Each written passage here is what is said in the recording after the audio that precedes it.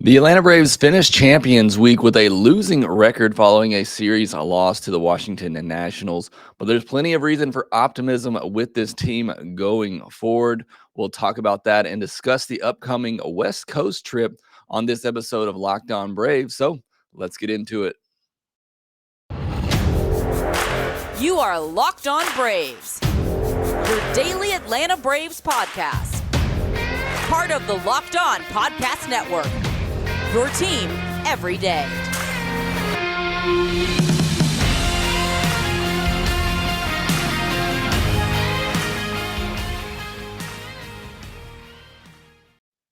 Hey, and welcome back to Locked On Braves, brought to you by Locked On Sports Atlanta. And if you haven't already, make sure you go subscribe to Locked On Sports Atlanta over on YouTube, where you can hear the postcast after every game with me and Grant McCauley. And I am your host, Jake Mastroianni. You can follow me on Twitter at shortstopball.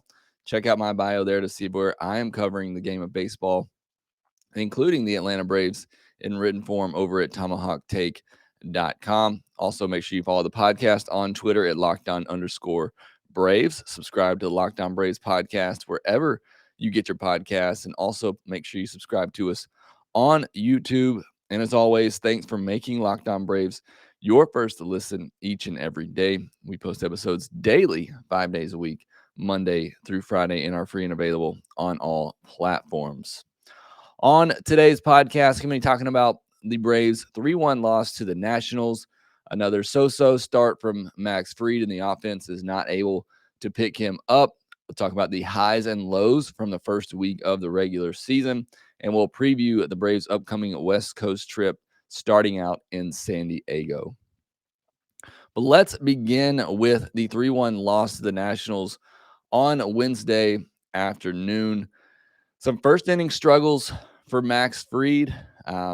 They were jumping on his fastball early in counts in this one. Cesar Hernandez with the leadoff single, kind of poking it through the shift the other way. And then Juan Soto jumped on a first pitch fastball that ran over the inside part of the plate, and he crushed it for a single, putting runners on first and third with nobody out. Very similar to what happened to Bryce Elder in his first inning on Tuesday.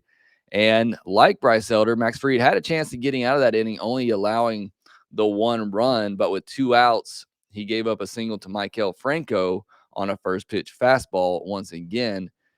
Franco killed the Braves in this series. He was 8 for 13 with 1 home run and 7 RBI in this series was Maikel Franco.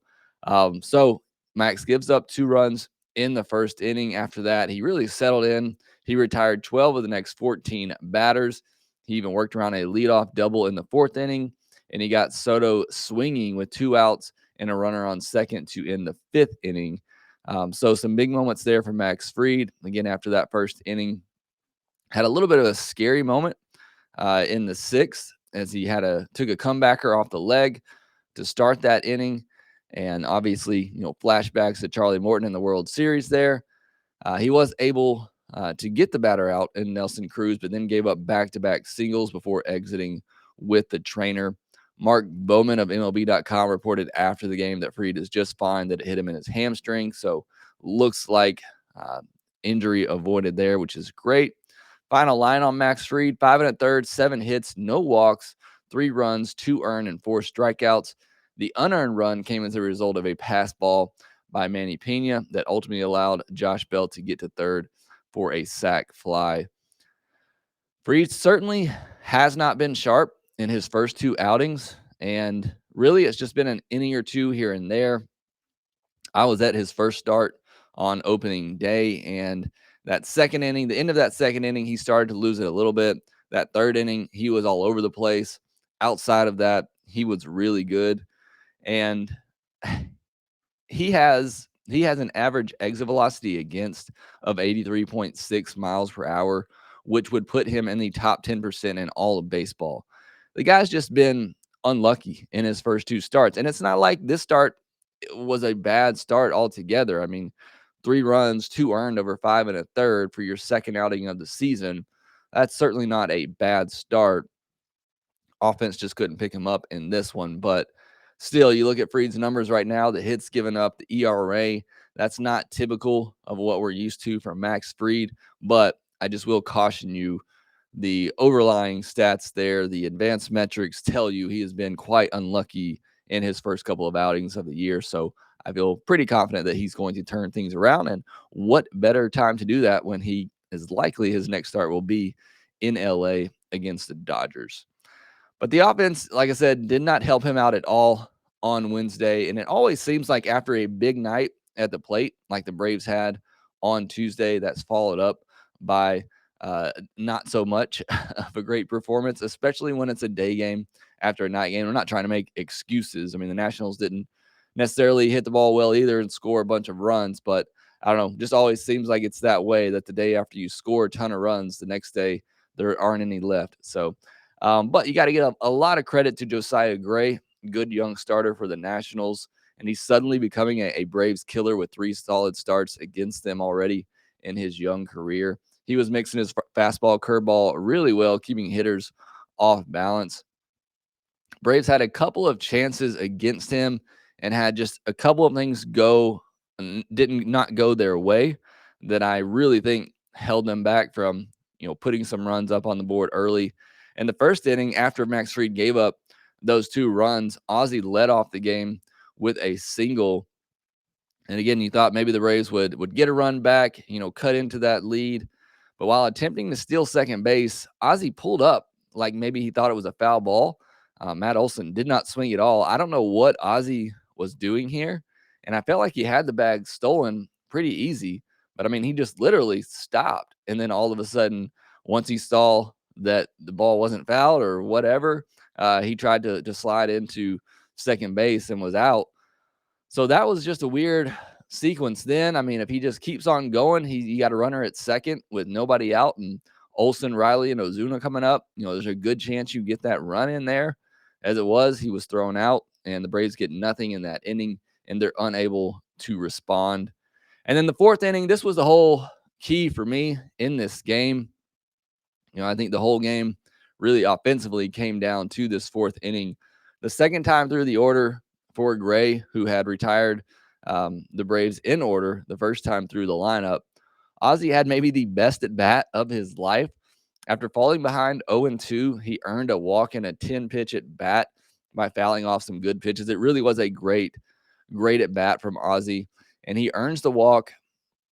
Then with Gray tired after that long at bat, he throws a fastball 92 miles per hour to Matt Olson, who absolutely crushed it at 104.1 miles per hour right to the second baseman for an easy double play. So that was unfortunate there. But the inning wasn't over. Like I said, that at bat from Ozzie, I think really had some lingering effects here, which I think could have led to a big inning if a couple of things break the way for the Braves. But even after the double play, Austin Riley works a walk, and that brought up the hottest hitter on the planet in Marcell Ozuna.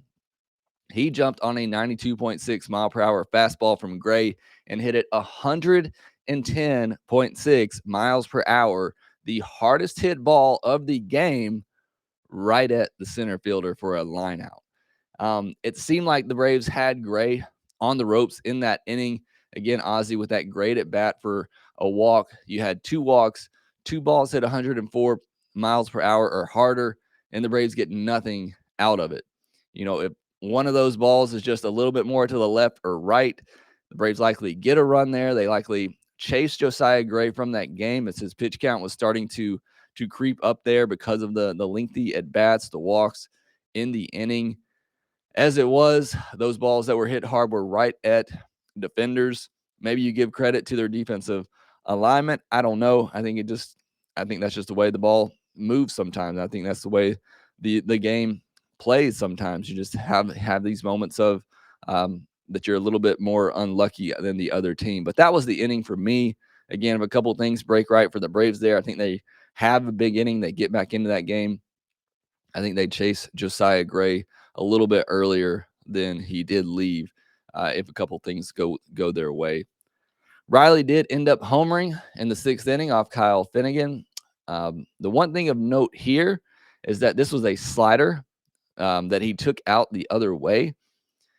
This is a pitch that I think is a key pitch always when we're talking about Austin Riley, but he was able to stay on that slider, take it out the other way.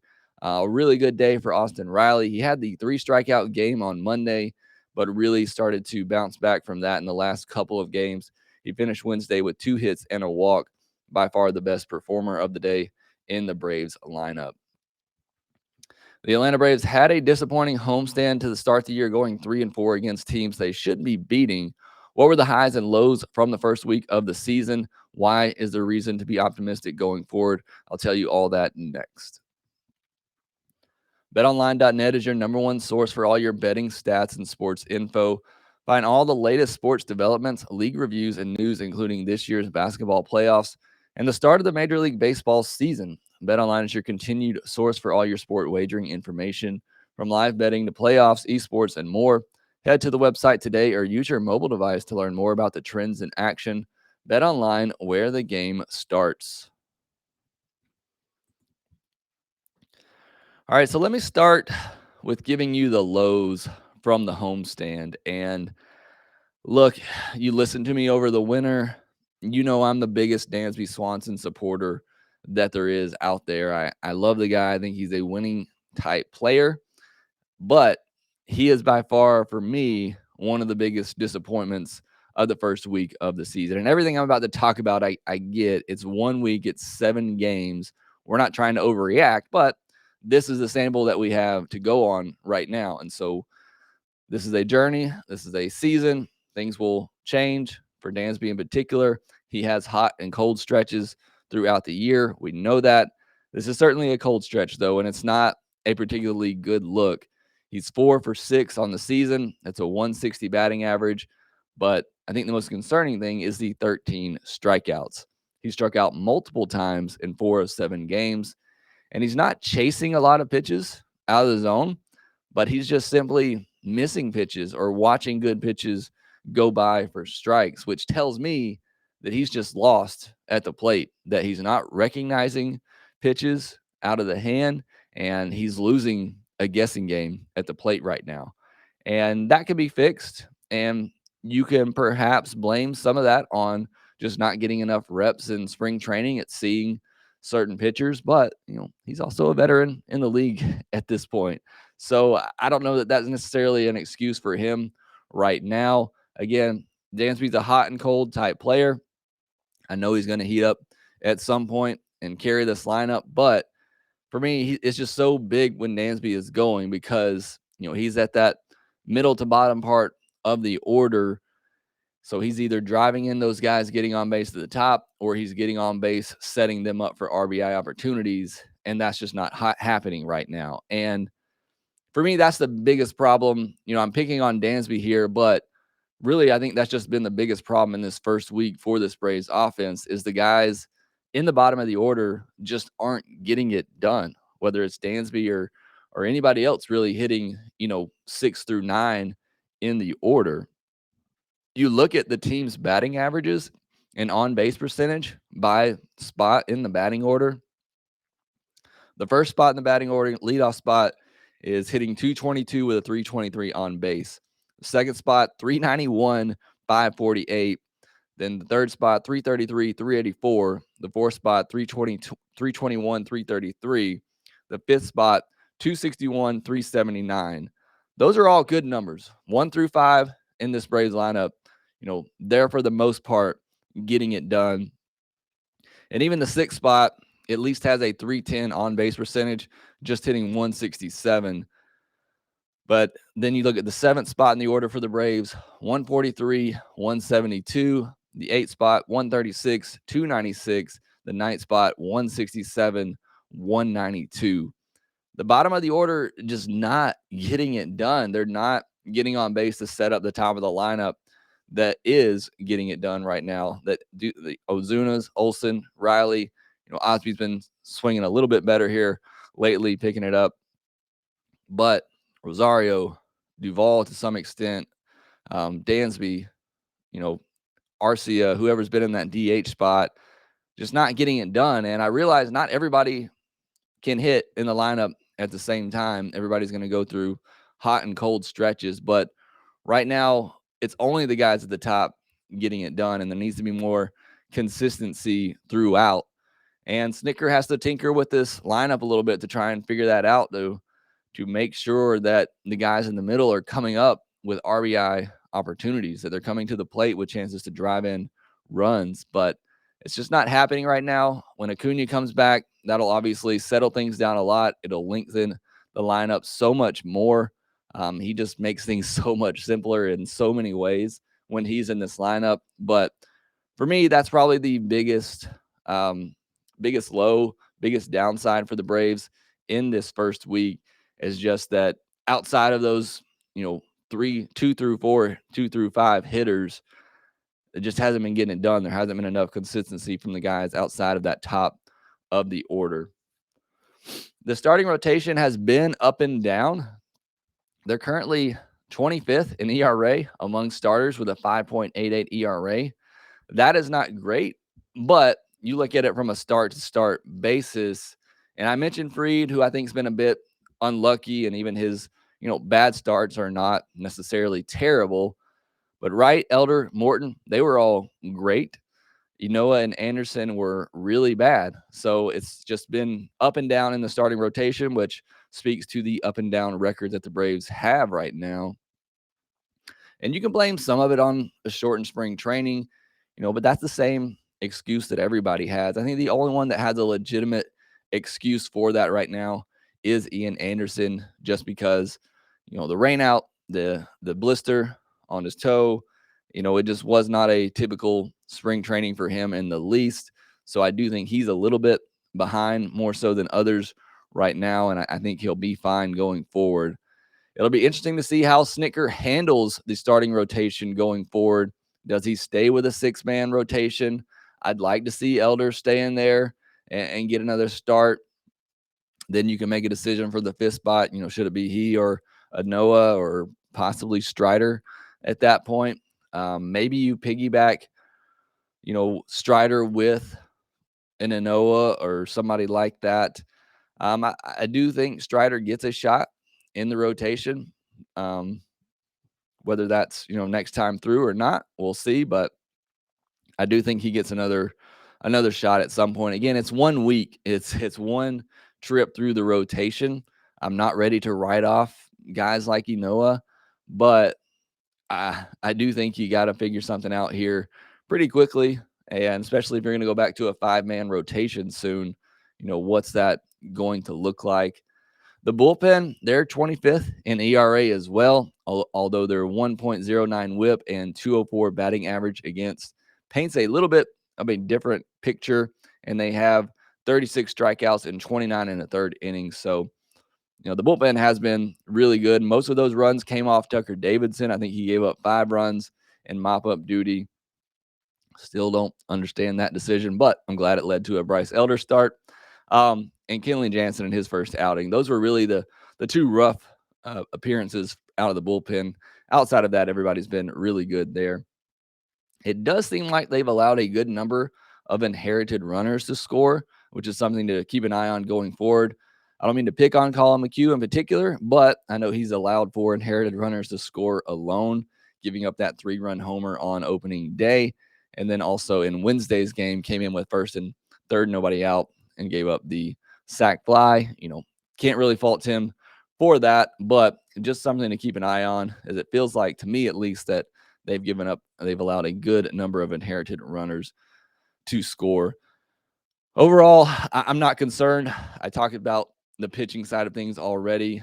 I think Charlie Morton's going to be good. Obviously, we'll see him today against the Padres.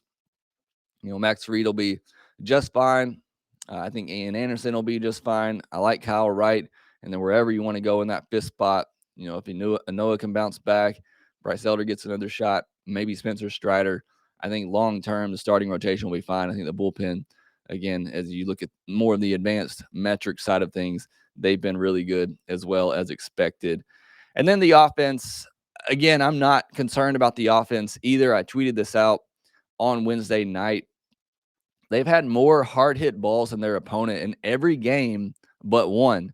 And they've had double-digit hard-hit balls, that's 95 miles per hour or harder, in 5 of 7 games.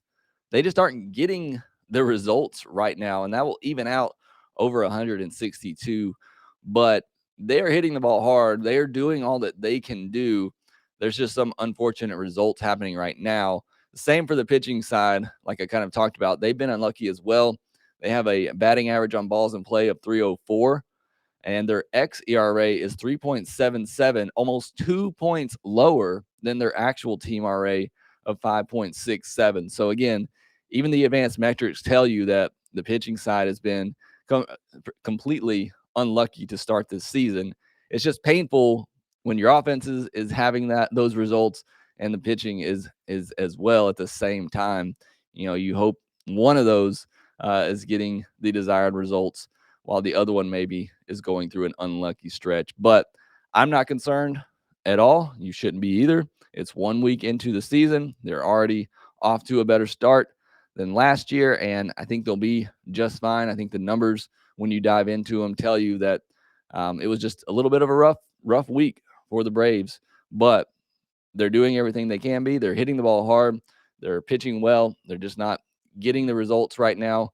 That will even out over time.